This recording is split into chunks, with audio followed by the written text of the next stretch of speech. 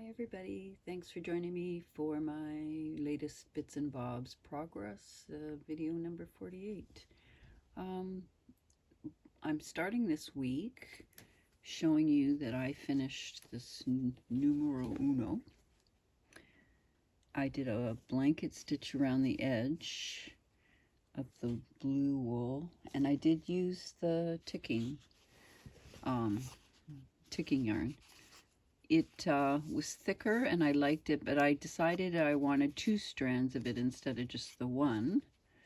And then as I stitched it, or started to stitch it, I decided it needed even more of an announcement that it was there because the blue was sort of absorbing it.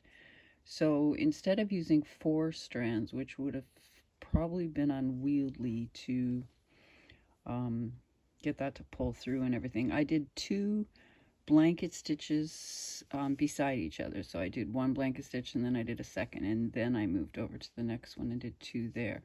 And I really like that effect. That added to it. And I said this on my social media accounts when I showed a picture of this. One of my favorite things of adding this to this quilt is it's now inviting me to make more, and I'm loving that idea because I'm loving this kind of quilting. After all the years of the piecing and the applique, it's fun to be back to the embellishing and the playfulness of everything. All right, so this week I am planning on working on this carnation block. This design in the Carnation Silk Ribbon Embroidery, I did I had a series, I think it was 2014, called Celebrating Flowers, and the 12 blocks were sort of the January, February, March, one for each month.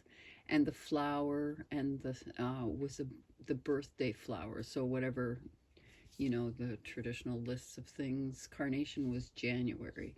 And I made that one in red, but for this I decided to use pink silk ribbons. And yeah, and this trim on the edge turned out to be just so perfect for this block. Anyways, I'm looking forward to getting this one down because, as I mentioned last week, it was starting to get a bit beat up.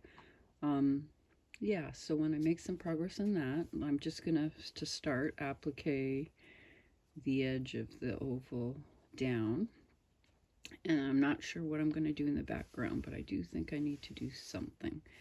Not really something subtle though. I think maybe, I don't know.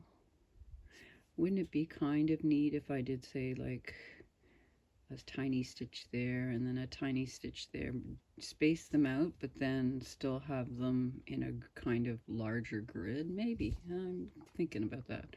All right, so that's where I'm starting. I'll be back when I've made some progress. I'm jumping in here to sort of give you a progress report, share a few things.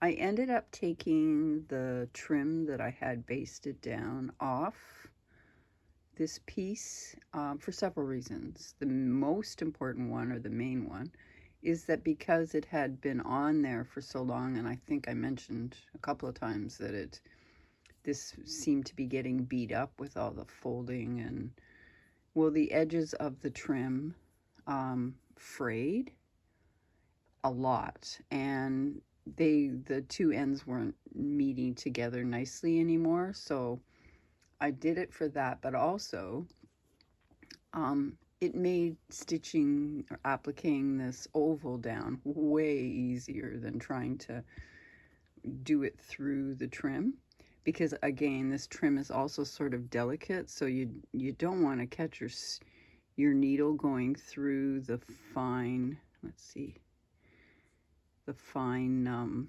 fibers that are coating this.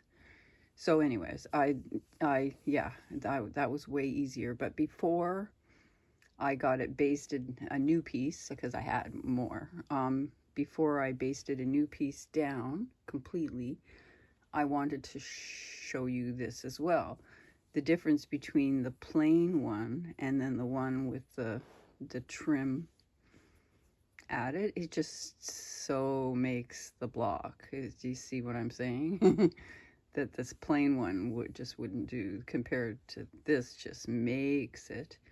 And then the other thing, which was interesting, because where I had the join was here, but when I put it back, what I've done is I've put it here, which is going to tuck under this piece.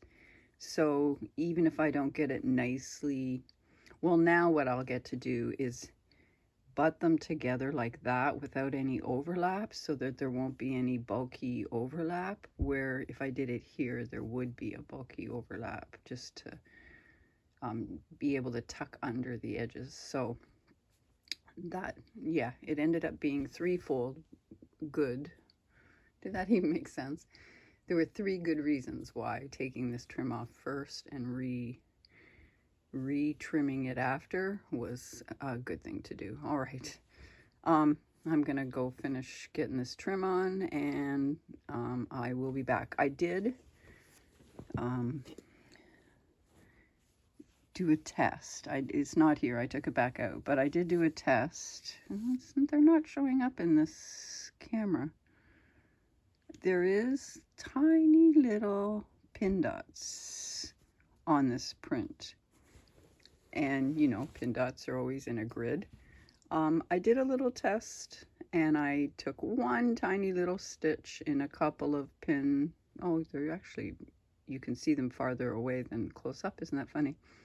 Just one little stitch, like up one thread, down the thread beside it, in a light blue on about 3 of them, and the way that pulled it to the back was very charming. So I think I am going to do that as the way to finish the backing.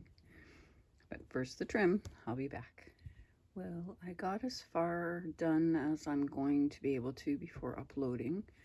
The trim is completely on, and that turned out nice. And then I started doing that little stitch in the background, and I stopped here so that I could show you the difference. Here's done. Well, you can see it.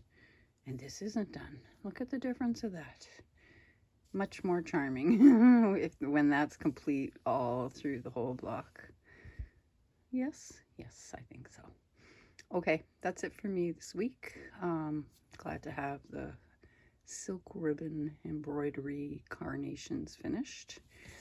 I'll pull it up so you can have another close look at those. They're beautiful, the way the crinkliness of the ribbons look just like the head of a carnation, I think.